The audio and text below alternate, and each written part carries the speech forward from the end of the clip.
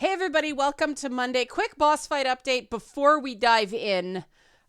This is going to be a tough one to get into quickly. But boss fight episode 4, hopefully not this Wednesday, next Wednesday, the Wednesday after Easter. The reason I say hopefully, there's some stuff going on in the world. Things could go sideways. You know, the trial of the guy who killed George Floyd starts today. I am not going to put out a funny haha show when everybody's tearing each other apart. It defeats the purpose. Hey, maybe I'm wrong. Maybe at the time I'll go, no, I'm going to do it. People need a laugh, but I'm going to play it by ear out of sensitivity for people. This is going to be the theme of this video, sensitivity for other people's feelings.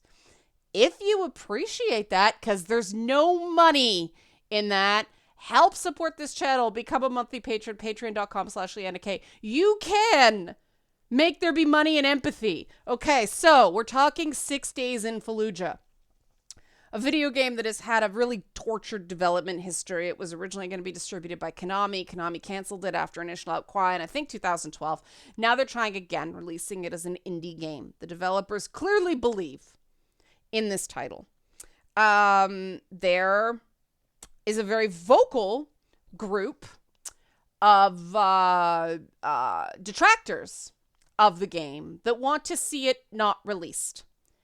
And they have petitioned the United Nations to, I guess, block the release of the game. They don't really say what they want. It just says, well, here. Stop Highwire Games in Victoria from normalizing the mass murder of Iraqis. Started this petition to the United Nations and 9 others. Who are the 9 others? It's not opening right now. Okay, but anyway, we don't have to get into the is this censorship in this case. Excellent, because this is the textbook definition of censorship. They are trying to get government entities to stop the release of a piece of art. This is censorship. There is no argument here. Yay, we have one that's cut and dried. Now, you can't do this in the US. This is protected speech. I don't know why they think the UN has any sort of control over the free speech right of sovereign countries. This isn't a very well thought out initiative here. It's very emotional. And I want to say I appreciate that emotion. It's still a problem. Why do I say it's very emotional? Well, Eric Kane and Forbes did a side-by-side of the Change.org petition got edited after it was pointed out. They said something was just factually inaccurate. Here it is. You'll see it. Victoria and Highwire Games just announced the 2021 release, a horrific video game. So they didn't grammar check this, hence me saying it was emotional. A horrific video game called 6 Days in Fallujah that promotes the mass murder of Iraqis by American invaders. To add insult to injury, a demo of the game was circulated on the 18th anniversary of the Iraq War, an illegal invasion and occupation by U.S. forces and their allies. This was an international war crime that included the mass murder of hundreds of thousands of Iraqis and the displacement even more. Bombing, shooting, and humiliating the Iraqi people is being normalized in this sick video game, which will also inevitably breed a new generation of mass shooters in America. That was bolded because it was removed and brainwashed gamers into thinking racism is okay. Now, of course, this is anti-science. We know this isn't true. We know video games don't. We know. I did an episode of Boss Fight on this. Video games don't turn people into killers. It's just wrong. Anybody who signed the petition in its original form put their name on something that's anti-science. So they clean it up. No, they didn't. They took out that line, but they didn't correct the grammar. They still have on the 18th anniversary, and release a horrific video game. I don't know what's going on here, but this is an indication that not terribly well thought out, big emotional reaction, not really thinking of, larger principles or the big picture, right? And in a way, I understand why. war zones are traumatizing. Duh. Obvious statement, right? That was a particularly terrible battle for everyone involved. And I think that's what's being lost here. That's what's being missed. That was a shit show for everyone who was there that day. It was one of those. The body count for a modern battle was a lot. 95 Americans killed in a single battle in this day and age. That's a lot. 560 wounded. 8 friendly Iraqis killed. 43 wounded. 4 Brits killed. 10 wounded. And then they think they killed between 1,200 and 1,500 insurgents. The civilian body count, they claim it's anywhere from like 580 to 800. Who knows? Those depictions are all, hundreds of civilians got killed. That's always bad. And to this day, various people are blaming each other as to why. And I get it. If somebody lost somebody in that battle, that's a wound that doesn't heal, right? I know what it's like to lose somebody to politicize violence. It makes you angry. It makes you irrationally angry at times. But you know, I don't say that Jagmeet Singh shouldn't be the leader of the NDP because he was really slow to admit who was responsible for bringing down Air India 182.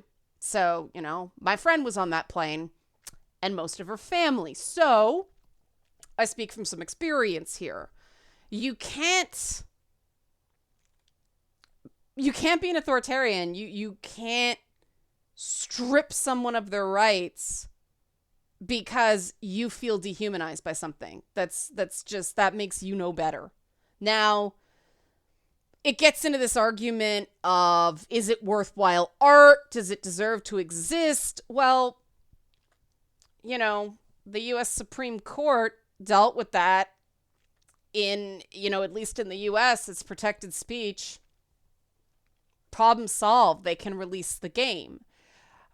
So what's really going on here? I think this might be a self-soothing exercise by some people. Now, does that make it right? No, they're making a lot of really horrible, untrue, one could claim defamatory comments. When you're saying that something somebody made is going to make people go out and kill people, that's defamation, right? Like, that's, especially if it hurts the sales in the game. The company probably won't sue. But who knows in this climate, right? Like, they went over the line in the comments on this game.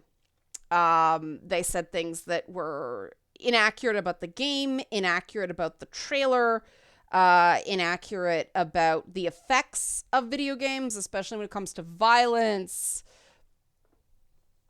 Facts are facts, right? I can validate feelings. We have to work on the same set of facts here. And a lot of the really screaming headlines, I mean, even IGN, who tends to be fairly middle of the road, kind of fell off the horse on this one. The headline, I don't know what the original article was, but I said 6 days in Fallujah's first gameplay trailer reinforced many of its harshest criticisms. Okay, fairly neutral title. Good job, IGN. But it doesn't stick that way. Look at the editor's note on it. This editor's note is as long as an article on some sites. Earlier this week, we shared the first look at gameplay in 6 Days in Fallujah, a game that has been the topic of heavy criticism, in large part to the subject matter itself, to be due to. Why is nobody grammar checking anything? As well as its portrayal of what are very real, very recent, and very painful memories for the Iraqi and Arab communities. This new asset followed shortly after we published a lengthy report that both detailed the context of why the Second Battle of Fallujah is a painful subject and a black mark on the U.S.'s history, as well as shared the perspectives of the Arab community of close ties. So you see, this is a lot of covering their ass. But our packaging and rollout of the trailer earlier this week contributed to a total disconnect with our reporting, as well as our increasing concerns around the intentions of the game, yada, yada, yada, yada, yada. And then they go on to publish screaming headlines like, you just turn on a game, you see some terrorists, and you start shooting them. Well, at least they're acknowledging they're terrorists and not civilians there. The reality of Fallujah, a place where people live their lives, has been glossed over for the sake of a thrilling combat experience. Like every video game ever made. Excluded is the context that the U.S. did not permit any males over the age of 15 to leave at all, and it is likely many families chose to stay together rather than be separated from one another or abandon their homes. That second part, they actually detail in the trailer. The thing about the U.S. not permitting any males over the age of 15 to leave, that's either factually wrong or it's a gross oversimplification. Some reports say they wouldn't allow anyone over the age of 12 who was male to leave after the perimeter was set, but a lot of people fled Fallujah before that battle. A lot of people did. So it's not like they didn't let anybody out ever after they set up the perimeter. Yes, that's true. If you know anything about Toronto, you know that we have a very large Middle Eastern Arab communities. We have enough people that there's Iraqis and Syrians and the Persian community who's been here since the 70s. They're from pretty much every Middle Eastern country out there. And I have heard stories very similar to the one told in this trailer that somebody's elderly relative didn't want to leave, and they didn't want to leave them there. And so even though they had the opportunity to come to Canada, like a brother stayed or a sister stayed, or in one case, I know a guy who had refugee status and there was a death in the family. And he went back, and he was supposed to come right back, and family guilted him into staying, and it jeopardized his refugee claim. He might get deported because this is just a dynamic in some families. It's not exclusive to Middle Eastern families, but they are very close. And one of the things I don't like is that these very concerned citizens are basically accusing that civilian survivor of the Battle of Fallujah of either being, a pawn for propaganda or outright lying. I'm not comfortable with that. That's just one of many ways that the backlash against this game went over the line. Here's the other problem I have. Many of you who saw my Twitch stream know I was legitimately disturbed by my playthrough of The Last of Us 2. I had nightmares from that game. They happened like 2 weeks later. Yay, PTSD, brain, fun. Not PTSD from the game. I've talked about PTSD a lot. Anybody says I claimed I got PTSD from The Last of Us 2, there will be words. It's a really disturbing game. One of the things that has continued to haunt me, it bothered me at the time, I still feel a great sense of injustice over it, is, I think George Floyd was killed in May. Last of Us 2 came out, I believe, in June, July, but it was fresh. And the game forces you to beat an unarmed black woman who's already been infected to death. Like, beat her to death. Not shoot her, not make it quick. Violent, unnecessarily violent, and unavoidable. And anybody who saw me play through that game saw me hesitate, saw me try everything else but to commit that very violent act.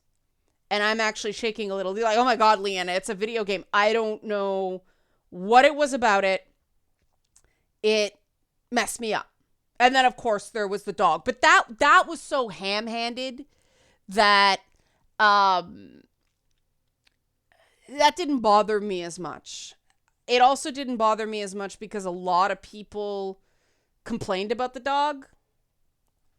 Says something that people care more about a dog than a black woman.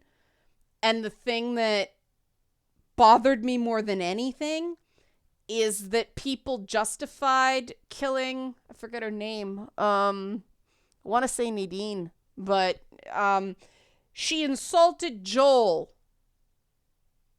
I'm sorry, did you say she was mouthy so she deserved to die? Like, what?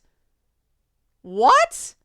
And I think part of the thing that's bothering so much is the justifications for it.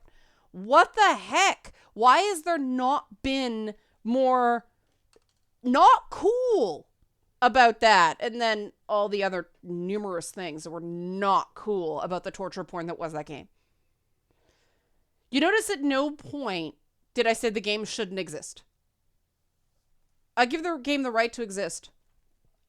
I reserve my right to repeatedly and ongoingly criticize the game because it legitimately bothered me. I think many of the creative choices in that game were irresponsible. But I'm not saying it doesn't deserve to exist. And now we get into the argument of how many people have to feel a certain way about a game for it to be okay to call for government censorship. It doesn't matter how many people are upset about a game. You can't, governments are not allowed to censor art in North America except for, some very, very, very clear lines. Partial censorship of nudity and hate speech up here and things like that. But this isn't that. It seems like the reason that people are saying that 6 Days in Fallujah cheapens the experience of civilian Iraqis is because it tells the story from the point of view of the soldiers. And this is the other thing I have real issues with in the reasoning of this. The civilian casualties, you'll see the pause there, civilian casualties in the hundreds is incredibly disturbing. But that doesn't make those soldiers not people too, right? The soldiers don't get told, they don't get to pick where they're deployed to. They don't get to pick where they go in to do their jobs. I agree that conflict was a huge failure, by various world leaders on numerous scales. The treatment of the Peshmerga Kurds in that region is, I'll just say it, complete bullshit. So on and so forth. That's above the pay grade of the level of, U.S. Army personnel depicted in this game. And maybe they'll do a great job showing the geopolitical stuff in the game. But if they don't, and it's just a reminder of, well, we're all fighting over those geopolitics and whether it was a just war or not, reminding us of the humanity of anybody who participated in that conflict, I think is really, really important. I mean, there are some people that don't believe you should interview terrorists. I disagree. I think it's very important to recognize how these people get radicalized. So we can maybe cut down on that in future. Call me crazy. Is it fun? No. Is it Is it disturbing for the people who have to do it? Yeah. I mean, in my work, I've talked to some kind of disturbed people. Um, it always leaves you kind of rattled. But, you know, again, you don't always just get to pick the assignments that are fun. Um, that's the job. And I don't think someone, let me try it this way. If the propaganda was the other way and some Middle Eastern country was just the enemy, no good, very bad, and a journalist decided to interview someone from that country to humanize them, and that journalist got fired for even daring to speak to somebody from the other side, that wouldn't be okay, right? I certainly hope you don't think that would be okay. Don't watch. Don't watch. It is perfectly okay for stuff to exist that you don't want to watch. I've been living through Grand Theft Auto games and The Sims for years. One of the worst decisions of my career was when I was working for a gaming website where the two choices for Game of the Year was Grand Theft Auto 3 and The Sims. I ended up siding with The Sims. Which tells you how much I was not a fan of Grand Theft Auto 3. I just thought The Sims, as disturbing as I find it, were actually a better technical achievement with the way the algorithms work. Also, I believed that Grand Theft Auto had the right to exist and sell a boatload of copies, but I wasn't willing to reward it with awards. I lost that vote. What can I say? That was the last time I've ever defended The Sims.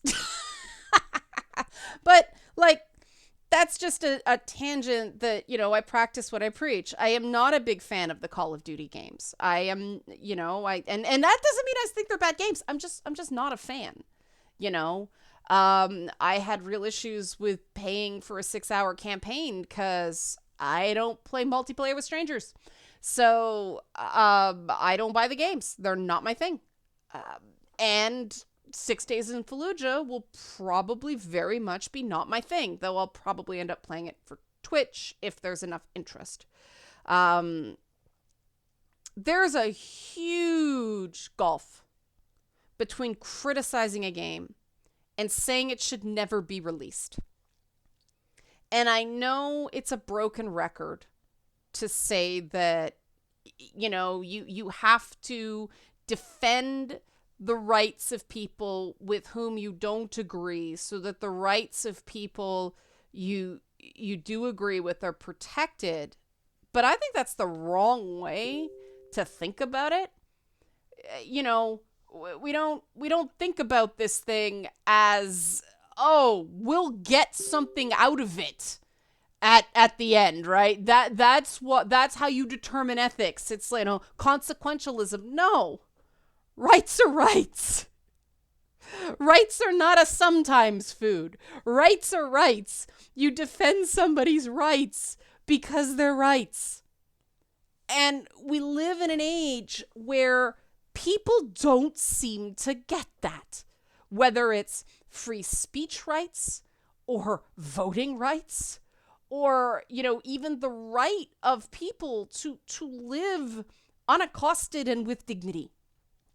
And you don't get to cherry pick rights. You can have nuanced debates about what to do when one right comes into conflict with another right. But you don't get to deny that a right is a right. They're rights. And I mean, it's as simple as that. There's a fundamental problem. There's a fundamental error in logic when you determine that the solution to a problem is to infringe on someone's rights. Now, I'm not talking about terms of service. That's a different thing. That's not a right. But again, let's reset what we're talking about here. We're talking about a petition to government entities to stop the release of a game. That is the government infringing on the free speech rights of a private company. That's not allowed. The Steam store can refuse to put it in its store. That's their right, private company. If it was a TV show, a TV network can choose to air it. Websites like IGN can choose not to cover it. The way people are claiming they should do with what's that other game that they tried to cancel before? I can't keep track anymore. But oh yeah, Hogwarts Legacy. These are all inbounds. These are all privately owned, privately run businesses that can curate content. But when you go to the government, the UN, or anyone else and say, stop the release of this game, that is censorship. That is not okay.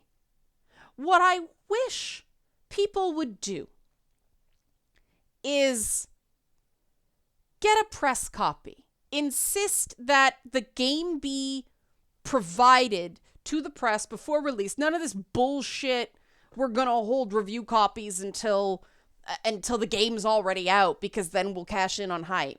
But insist the game be made in advance so people can play the game and judge the game. And Eric Kane's made this point as well, and he got dogpiled for it. Try to push for people to be able to make a truly informed purchasing decision on this, because absolutely this could bother people. I totally see why someone would want to avoid it. I'm not real crazy about the as an experience for me.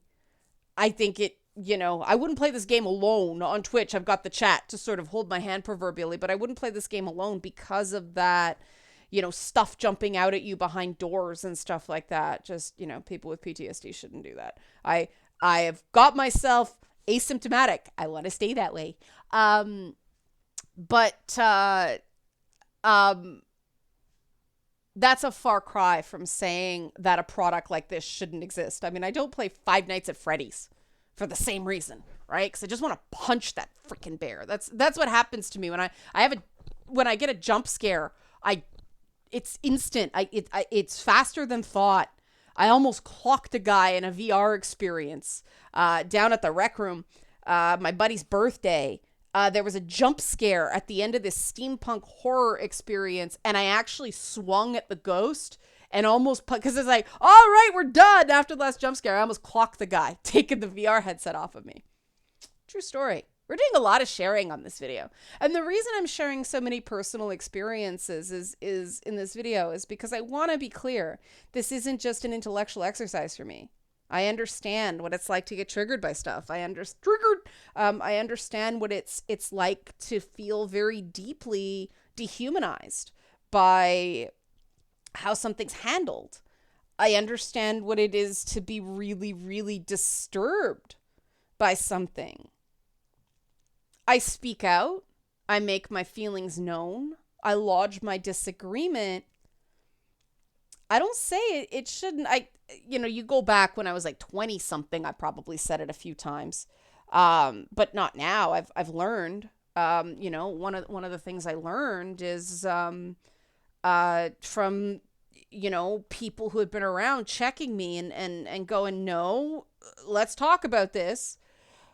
And there just seems to be this subset of people who talk, mainly fight, about video games who are just trapped in amber in terms of personal development. They are so down the political rabbit hole that they don't stop and think about a bigger picture than video games being bubble wrapped for their personal preferences, Don't get me started on the historical depictions of redheads in media. I had this run-on joke with my husband before everybody's boobs got nerfed of. Maligned again, redheads were always these hyper-sexualized femme fatales who always had, hey, I speak in this husky voice, or they were super fiery. And like, can we just, like, thank God for Kinsey in Saints Row? We finally got a redheaded nerd. Like, the typecasting was brutal. But I made a joke of it. Did I like it? No. Do I want a nuanced portrayal? Yeah. Instead, I just got everything taken out. But that's what happens. That's what happens when your first instinct is to erase something that makes you uncomfortable instead of improving it. And I'd probably play a game from the point of view of a civilian in a real life war zone based on real historical events. That's something that interests me, right? So let's make that game. Like, somebody make that game. I know getting funding is difficult, but a lot of the people who take issue with this stuff, they have access to that kind of stuff. They could do this. Make a counterpoint and let the best argument win. Because if you don't let the best argument win, if you actively try to redirect the long arc of history, because the long arc of history bends toward justice, you are subverting the quest for justice. And I know that's really esoteric, and it's like, oh, there she goes again. But it's true. In a just system, the best argument wins. The only way to get a just system is to persuade people that your argument is better. You can't do it by force. You can't. And trust me, gamers are smart enough. The last thing gamers want is propaganda. So if this thing comes out and it's a big propaganda piece for the U.S. military, gamers going to call BS on that. And I realized with all the talk in this video, because I hit some red flags in terms of YouTube's monetizing advertising stuff, I'm not going to be able to monetize this video, but I think it's important anyway. Or I'll have to limited ads it. I'll help my review algorithm by going, yeah, I was bad in this one. What a terrible system. Yeah, I do think that because this one is so cut and dried, and because they actually, for once, actually satisfied the on paper definition of censorship, this argument that the UN should step in and censor the game, it's indefensible. And how messed up is the discourse that many websites choose to not point that out because they're more interested in advertisers and readership, and it's not really about the truth. It's not really about challenging people, because most people really don't like being challenged. And I get that. But I do it anyway, because I've spent my whole life being maligned by the media. So it's like, oh my God, guys, if I can take it my whole freaking life, you're like Anna Green Gables, you're like Pippi Longstocking, you're like freaking thank God when Ariel came out, man. Yeah,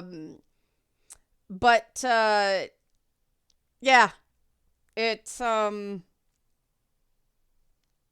nuts. It's disturbing.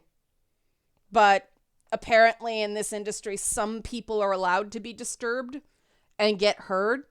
And people like me, when I get disturbed by someone, I'm called a bigot. Yeah, I got called a bigot because I had an issue with violence against a black woman. And again, should the game be pulled? No. I just don't understand why people showered that game with awards, right? That's the thing. People gave The Last of Us 2 awards during the summer of George Floyd with that content in it. Yes, it wasn't the main point, but still, this is my position. People showered that game with awards.